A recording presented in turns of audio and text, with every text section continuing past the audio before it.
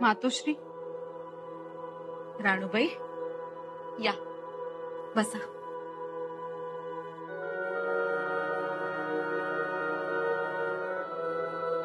राणूबाई तुम्हीही नमस्कार करू. राणूबाई बोलायचं नाहीये का? कशासाठी बोलायचं आम्ही? काय हो असं अचानक काय? तुम्ही पूजा करत बसा आणि लोक राजकारण खेळत बसतात. आम्ही समजलो नाही. आम्ही काय म्हणतो मातोश्री, तुम्ही तुमच्या अधिकाराचा वापर का करत नाही? अधिकाराचा वापर? हो, आपण मातोश्री आहात, आपण महाराणी आहात ना? राणूबाई मग का तक्रारीचा खलिता महाराजांना पाठवला जातो? तुमच्या देखत राजसदरेची मोहर उठवून थोरल्या मातोश्री स्वतःचा दस्तूर देऊन पाठवतो आणि तुम्ही त्यांना तो पाठवू देता का? अडवलं नाही तुम्ही त्यांना? अडवलं नाही? हो, खरं खोटं केल्याशिवाय, शहानिशा केल्याशिवाय खलिता जाऊच कसा दिला तुम्ही? त्यात थोडी गफलत शंभूराजांचीही आहे. दादासाहेबांची गफलत? शक्यच नाही. त्यांनी खलित्याला जबाब देण्यास आम्ही बांधील नाही असं उत्तर पाठवलंय. मातोश्री चिडले असतील ते, परंतु खुलासा तर करायला हवा होता त्यांनी, आणि तोही थोरल्या बाईसाहेबांनी मागितला होता. मातोश्री, मुळातच खुलासा मागणं हे चुकीचं. त्यांच्यावरचे आरोपही चुकीचे. त्यांनी सारा माफी केली, त्याचा बभरा केला, तेही गलत. युवराज म्हणून त्यांनाही काही अधिकार आहेत, हे कोणी विसरू नये. आणि महत्वाची बाब म्हणजे शहानिशा करायला हवी होती.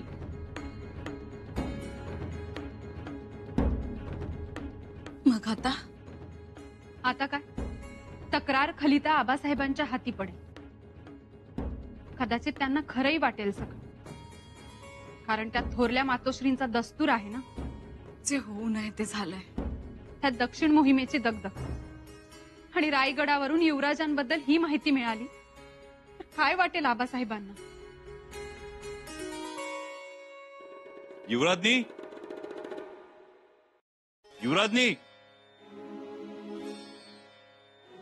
युवराज. हो, किती वेळा युवराजनी म्हणताय? आम्ही तुमच्या समोरच आहोत, बोला. आमच्याकडे कुणी आलं होतं का? रीग लागलेली असते, कुणाचं नाव सांगावं? तसं नाही हो, कुणाचा काही सांगावा आला होता? सांगावा? येणार होता का? हो, येणार आहे, म्हणजे आम्हाला तसं वाटतंय. तुम्ही दिलेर खानाच्या खलित्याबद्दल म्हणताय का? नाही. मग दुसऱ्या कोणाचा खलिता येणार होता का? हो. रायगडावरून काही खलिता काही सांगावा येणार आहे? नाही. मग आबासाहेबांचा काही खलिता येणार आहे का? नाही हो. मग नका काळजी करू, ज्याला खलिता पाठवायचा आहे त्याला पाठवू द्या, मग बघू. आणि त्यात एवढं अस्वस्थ काय व्हायचं? नाही, अस्वस्थ नाही, पण खलिता वेळेवर मिळायला हवा. युवराज, खलिता आला की तो सदरेवर जमा होईल, मग आमच्याकडे येईल आणि आम्ही तुम्हाला देऊच की. हो, पण तिरंगाई करू नका. खलिता महत्वाचा दिसतोय. हो. म्हणजे? नाही, तुम्हाला नाही कळणार ते. खलिता आला की लगेच द्या.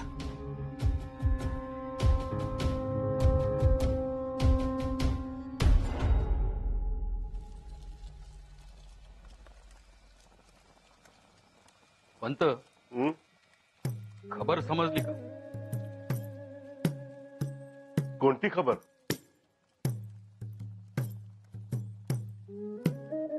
महाराजांनी डोळे काढले.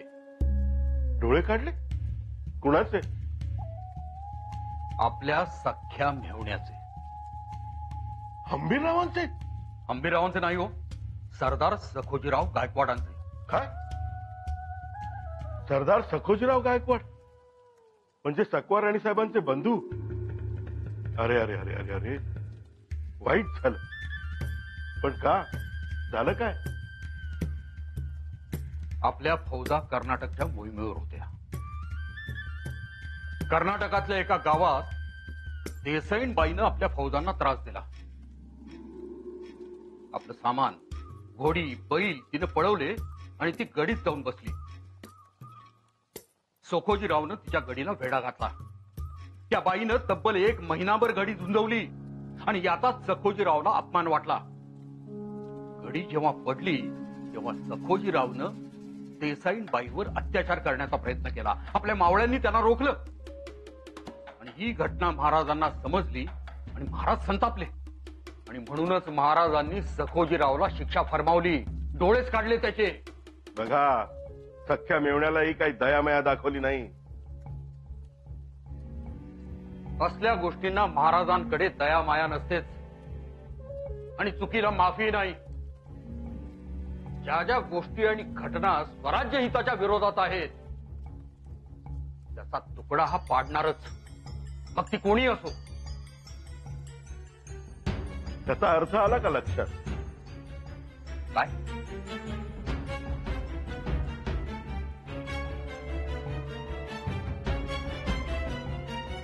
युवराजांची आता काही खैर नाही. आपण तक्रारींवर तक्रारी पाठवल्याच आहेत आणि बहिर्जी नायकांनी दिलेर खानाच्या खलिदाची खबर दिलीच असणार. हो, आणि बहिर्जींचे हेर तुम्हाला माहितीच आहे. सगळं कसं मनासारखं होतंय आणि एकदा महाराणी साहेबांचा खलिता पोहोचला की आगीत तेलाची धार पडणार. सखूजी गायकवाड आपलं मेहुणं. तो विषय पुन्हा नको.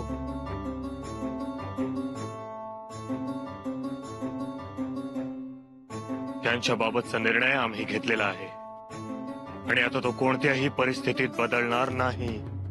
म्या त्यांची रदबदली करायला नाही आलो, पण ते आपल्या जवळचं, आपल्या नात्यातलं एक मातब्बर माणूस, मोठा वतनदार. गंभीरराव, स्वराज्यात वतनदार नसतात.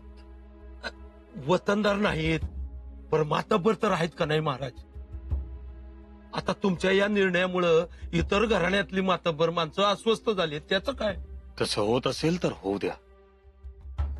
थोडी जरब बसली तर हरकत काय?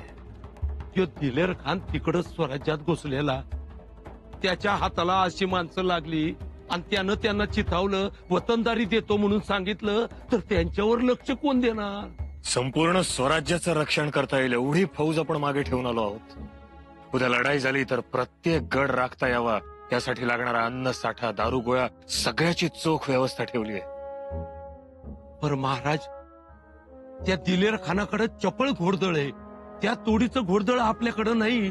त्यानं हमला केला तर मग आपण मुकाबला कसा करणार महाराज? गंभीरराव, तुमची काळजी आम्हाला समजते. चिंता नका करू. त्याची ही तजवीज केली जाईल. या असली कसली शिक्षा म्हणायची?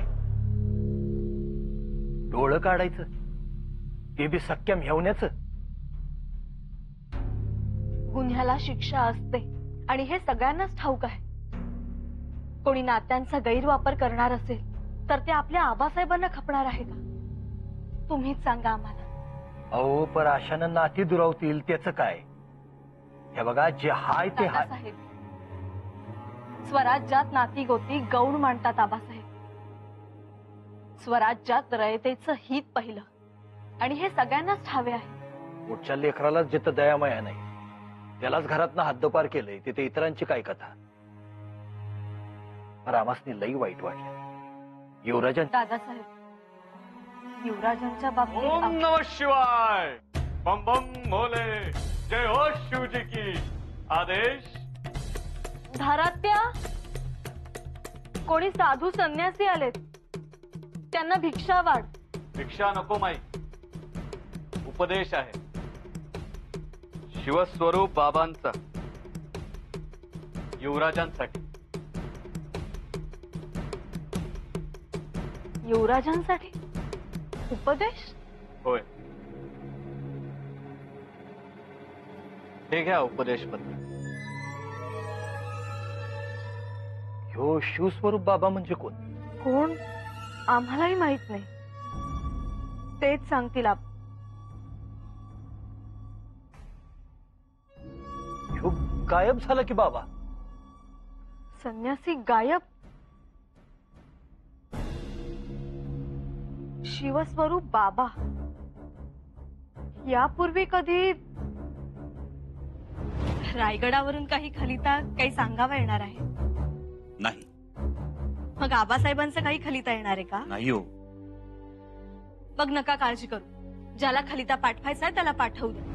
युवराजांचंही काही कळत नाही आम्हाला. सकाळपासून कोणाची तरी वाट पाहत होते, पण कोणाची ते माहित नाही. कोणी पत्र खलिता पाठवला का याचीही चौकशी करत होते. कोणीतरी काहीतरी पाठवणारे असं म्हणत होते. म्हणजे ते बी सैरबैर झाल्यात म्हणा की?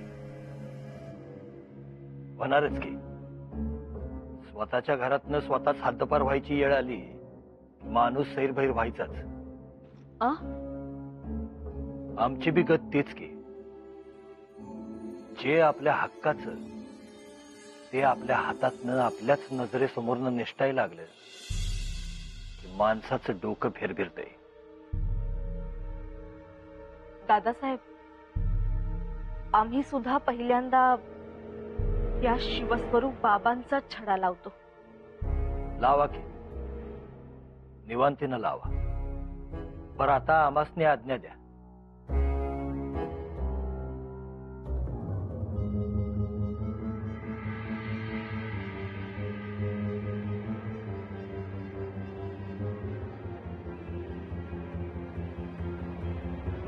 एका बाजूला सकवार मातोश्रींबद्दल हळहळ वाटते आणि दुसऱ्या बाजूला आमच्या आबासाहेबांच्या कर्तव्य कठोरतेचा अभिमानही वाटतो. हो ना, भावाचं दुःख करायचं की पतीचा अभिमान बाळगायचा? काय करावं त्यांनी? आता काय, आला भोग भोगायला तर पाहिजे. खरंय, भोग तर भोगावा लागणारच. पण जवळच्या माणसांनी हिराचे 2 शब्द सांगितले तर तेवढंच त्यांचं मन हलकं होईल. थोरल्याबाई साहेब, तुम्ही येता आमच्या सोबत? तुम्ही जाऊन या, आम्ही नंतर जाऊ. आला असता तर तेवढीच समजी काढली असती. आमच्याच्याने तेवढं जमणं कठीण. अहो, जमेल तेव्हा ना सत्वारबाईंनाही कल्पना आली असेल. इथे प्रश्न आहे स्वराज्याच्या शिस्तीचा.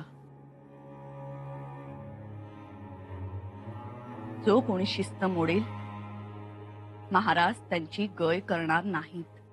हे तर सर्वजणच जाणतात. एक गोष्ट बोलू का? बोला. महाराज जवळच्या नात्यातल्या माणसांची गय करत नाहीत हे माहीत असून ऐकीव माहितीवर तक्रारीचा खलिता पाठवला. का? खलिता पाठवला, परंतु ऐकीव माहितीवर नाही. दादासाहेबांशी तुमची समोरासमोर रुजवात झाली नाही, त्यांनी स्पष्टीकरणही दिले नाही. मग याचा अर्थ काय होतो? त्याचा अर्थ तुम्ही काय काढलात हे आम्हाला माहित नाही, परंतु आम्ही पाठवलेल्या खलित्यास शंभूराजे उत्तर देण्यास बांधील नाही असं म्हणत असतील तर आम्ही गप्प राहायचं? हातोश्रीहो, रागाच्या भरात त्यांनी तसा जबाब दिला असेल, पण मग लगेच तक्रार करायला हवी होती का? आम्ही जो निर्णय घेतलाय तो राणी साहेब म्हणून घेतलाय. पण तुम्ही मातोश्री आहात हे का विसरला? स्वराज्यात नाती नंतर येतात, आधी येतं ते कर्तव्य, स्वराज्य हित. राणूबाई आणि राणूबाई, आम्ही खूप विचारांती हा तक्रार खलिता पाठवलाय. माफी असावी मातोश्री. पण तक्रार खलिता वाचून आबासाहेबांचा गैरसमज झाला आणि त्यांनी आमच्या दादासाहेबांना शिक्षा सुनावली तर छत्रपतींनी आजवर असा एकही निर्णय घेतला नाहीये ज्यामुळे कोणावर अन्याय झाला असेल. आपण चिंता करू नये. अन्याय झाला म्हणून तर आमच्या दादासाहेबांना शृंगारपूरला जाऊन राहावं लागलं. आता या तक्रार खलित्यामुळे त्यांना आणखी किती खालच्या पायरीला जाऊन उभं राहावं लागेल हे आम्हाला माहित नाही. परंतु यापुढे ही राणू दादासाहेबांवर अन्याय होऊ देणार नाही. तुमच्या दस्तुराने त्या मंत्र्यांनी पाठवलेला खलिता हा तक्रार खलिता नसून कारस्थान खलिता आहे हे आम्ही आबासाहेबांसमोर नाही छत्रपतींसमोर सिद्ध करू. आणि जरूर आनंदच वाटेल आम्हाला. परंतु बहिणीची माया वेडी असते. ती एवढी वेडी असते याचा प्रत्यय मात्र आज आलाय आम्हाला. बहिणीची माया वेडीच असते, आंधळी नसते. आज्ञा.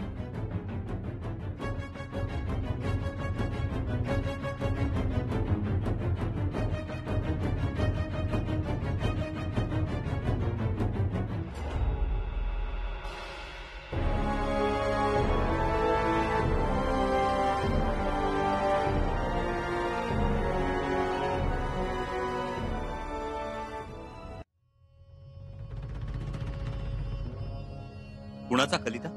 शिवस्वरूप बाबांचा. मजकूर पाहिला आम्ही, पण काही लक्षात नाही आला आम्हाला. बघू. युवराज, खलिता खूप महत्वाचा आहे का? हो, महत्वाचाच आहे. म्हणून तर एवढी वाट पाहत होतो आम्ही. पण कोण हे शिवस्वरूप बाबा? नाही म्हणजे कोणी योगी आहेत का? नंतर सांगतो. आम्ही आलोच. आम्हाला एकांत हवंय. युवराज, तुमच्या असं वागण्याचा आम्हाला काहीच अर्थबोध होत नाही. कोण आहेत हे बाबा? तू तस एवढंच लक्षात ठेवा की ही नव्या पर्वाची नांदी आहे.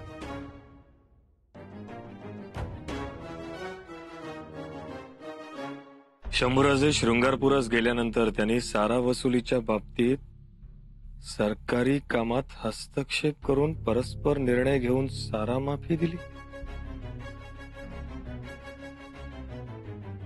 त्याचा परिणाम स्वराज्य खजिन्यावर होतो आहे.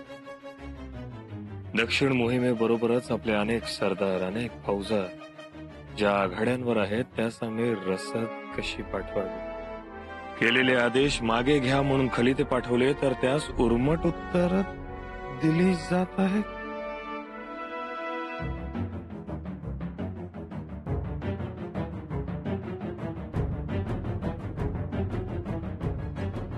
महाराज, क्षमा असावी, पण दिलेर खानाच्या फौजा जेव्हा स्वराज्य सीमेवर आल्या होत्या तेव्हा ही शंभूराजांना आम्ही खलिता पाठवला होता. परंतु त्यांनी काही हालचाल केली नाही. त्यांना खलिते पाठवले पण उत्तर आलं नाही. शंभूराजे येतील अशी अपेक्षा होती पण ते आले नाहीत. असे बेजबाबदार वर्तन स्वराज्याचे युवराज म्हणून योग्य आहे का?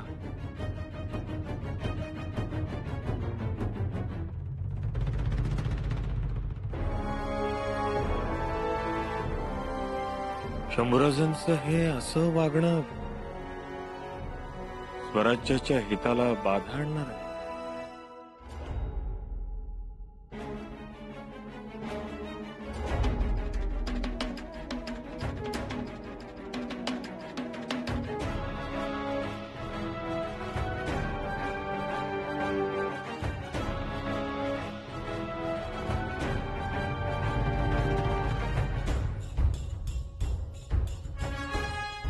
ही मनमानी पुष्कळ झाली. आता कान उघडणी केलीच पाहिजे.